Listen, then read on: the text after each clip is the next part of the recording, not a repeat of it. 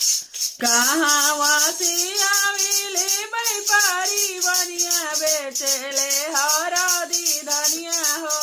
कहाँ से आविले व्यापारी बनिया बेचले हरदी धनिया हो। अरे कहाँ से आवेले कवनी दुल्हा हाथ में सिंगोर वाले ले हो। अरे कहाँ से आविले कवनी दुल्हा हाथ में सिंगोर वाले ले हो।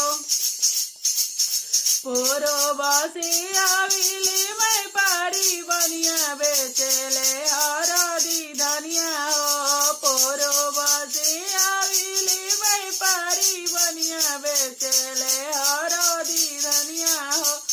अरे पश्चिम से आवेले कवनी दुल्हा हाथ में सिंगोर वाले ले हो। अरे पश्चिम से आवेले कवनी दुल्हा हाथ में सिंगोर वाले ले हो। कहाँ बैठाई वो व्यापारी बनिया बेचले हरदी धनिया हो।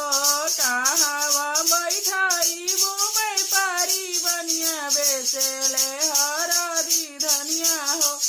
अरे कहाँ